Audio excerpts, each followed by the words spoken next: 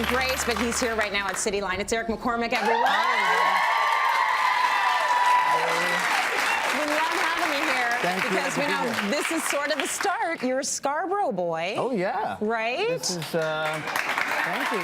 Scarborough in the house.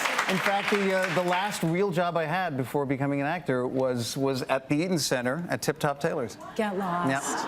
Yeah, Boxing Day 1984 was the last day I had a real job. Well, probably Boxing Day was the thing that sent you out of there, right? Absolutely. Like, I cannot deal Except with I these knew people. I was going to Stratford, so I walked. Everyone else was freaking out about sweaters and socks, and I was like, I was peaceful. I coasted through Boxing Day. Like, I'm out of here. I'm out of here.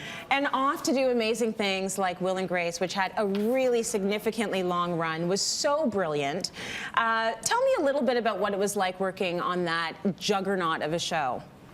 It was one of those things where, from the pilot, I mean, Deborah Messing and I sat on the couch after we'd shot the pilot, which took about 2 hours, and we just stared at each other like, are you thinking what I'm thinking? Like, we just kind of knew, and it happened so fast, and it became this thing. It became where people wanted to come and hang out for a week, and the guest stars we had and the fun, it was just like a sandbox. Stage 17 was a sandbox that we played in for 8 years.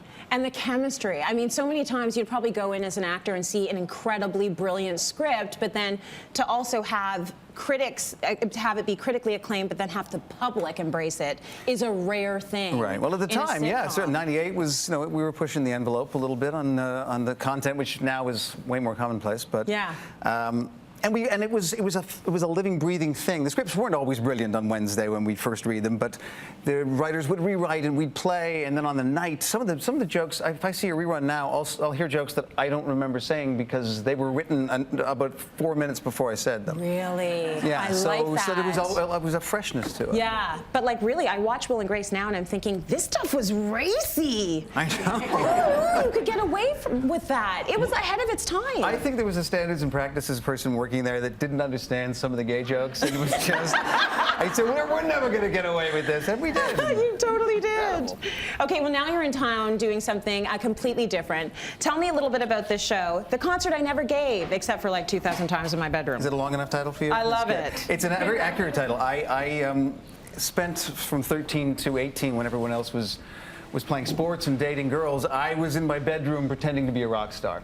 And I took it very seriously. This wasn't just like a hairbrush. I mean, I would dress up like Alice Cooper and stay dressed like that for dinner, much to my father's chagrin. But it was, these were my formative years, and I always dreamed of one day actually doing it, to having a band, doing a concert. And I did it in LA a couple of years ago and raised a lot of money for Stand Up to Cancer. And then this time around, I'm going to do it in Toronto on January 23rd at the Winter Garden, one night only. Me and a crack band, and we're raising money for Rethink Breast Cancer. So, I love that. I love that you're doing that. We're going to talk a little bit about why Rethink Breast Cancer, but first, let's give them a taste of the show. Okay, we've got a clip of it right now. Pretty much any weekday, 4:30. My fantasy was this. It's just like 462. Performing all of A Night at the Opera in full Freddie Mercury tights. I'm one.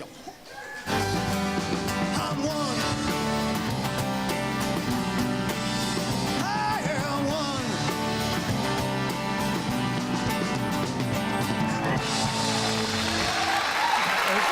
How many instruments are you playing in this thing? You know, when your instruments are tennis rackets and hockey sticks, you can play. I am a virtuoso.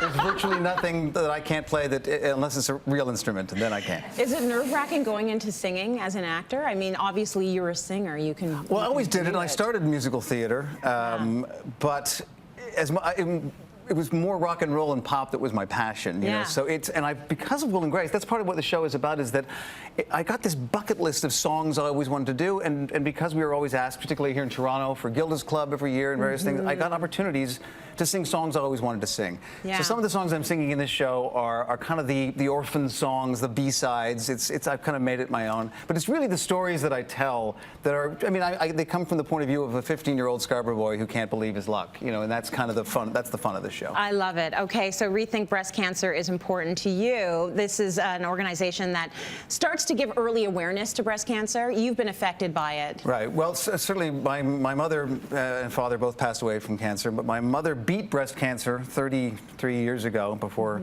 succumbing years later to bladder cancer. So cancer is it's not my favorite thing. And I always decided that when I do the show, whatever city I do the show in, I'll find a great cancer organization. And Rethink Breast Cancer is helping young women become more aware and supporting them, and they do great work. Yeah. And so it's a great thing, ladies. In a couple of weeks, your husbands are going to go, oh my God, it's Christmas, I don't know what to do. So just tell them you want 2 tickets to this show. It'll benefit breast cancer, yes. and you'll have a great time. It's a win-win situation. Exactly. Give it as a gift. We're so proud of you. You're doing amazing, and the show looks awesome. Eric McCormack, everyone, give him a big round of applause.